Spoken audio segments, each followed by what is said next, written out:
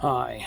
Well, a little short one, real quick, and this has to do with some interaction I had online. Beta. Beta testing. Beta this. I commented on forum the other day when people were complaining about a beta version of auto driving feature in a car. They were complaining because they said, that, well, it still doesn't stop them from being sued. Why would you comment like that? The audacity to believe that the word beta means something other than it really is just another problem going on in our society. We have people that think that beta testers get a finished product. I beta test World of Warcraft, and it comes out rough. Sometimes it comes out good. Some people use beta testing just to get ahead of other people. Part of the reason beta testing does fail is because people who don't beta test, they just try to learn what they can from it and use it for themselves. But when you say the auto driving feature, this labeled on a Tesla as beta, is something you can sue them over because, oh God forbid, they even try to put beta in the car. Well, maybe, just maybe, that beta is where they're learning what they need to fix. And that isn't something that happens right away. We're talking about literally billions of computations that have to go into something that has a hardware control in an automobile. You have road, you have invariably bad drivers, and I can tell you that over all the years I've been driving. You have animals that run in front of cars, you have birds that go in front of the car, and all those affect everything: rain, sleet, snow. So when I hear somebody say beta and complain about it, that'll be lucky that the company's not trying to say it's a finished product. I've bought finished products from China. This works great. Oh, great item. And then I've gotten it and it died. An example of charged toys for cats. Let's just use that as an example. You can buy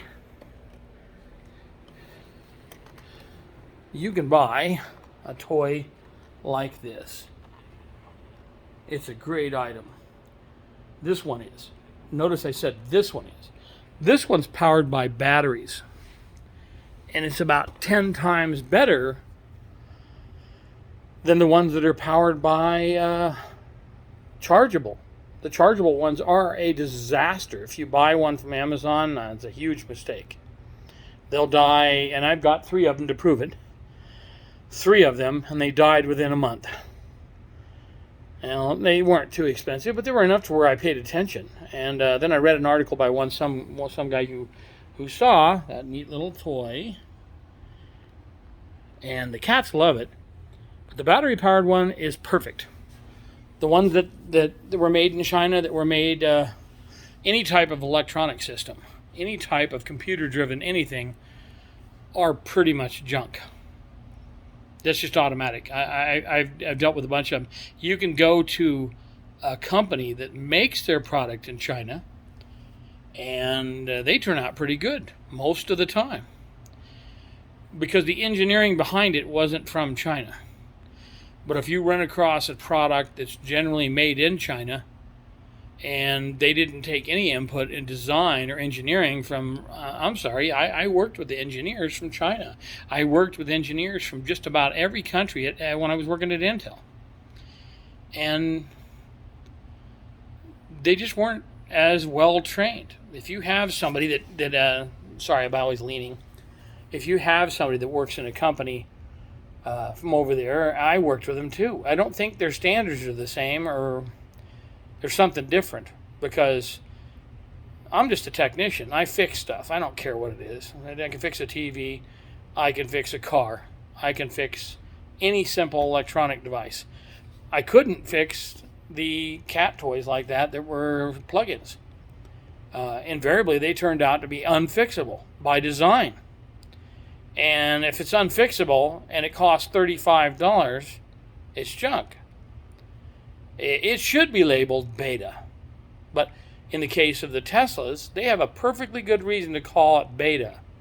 It's software running on hardware that's tested by so many sensor devices, it takes a while to perfect it. And when I say takes a while, we're not talking a month or a year or a decade. How about 30 or 40 years? And they still haven't got it, and a lot of people have been doing it that long. Tesla wasn't new at it. They weren't the first people researching it. So in the future, when you talk about complaining about beta or you complain about a product, just remember it was engineered and why it was engineered that way. A lot of products nowadays are not engineered to last. Hence, you don't see products that are very long-lasting or that look good over any length of time.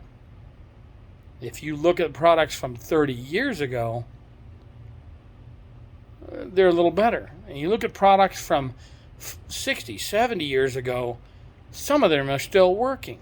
And heck, there's a light bulb that used to be in New York City, I don't know if it's still in that area, in a fire department that has never burned out. And it's an incandescent bulb. We're not talking about the new stuff. Talk about well-made. The problem with well-made is you have to balance it with cheap. Because if you make something that's so well-made that you can make one and it works forever, your company goes bankrupt. So with electronics, that's one thing. That's the finite. That's the fixed item. Wire leading to connection, leading to chip, leading to light, or whatever function it does. When you talk about software in a car, that's different. When they say beta software in a Tesla, it really is beta software. It's not ready for prime time. Or they would call it self-driving software version 1.0 or 2.0. They don't get there if you call it beta. If you call anything beta, there's a reason why it's beta. It means it's not ready for you to use.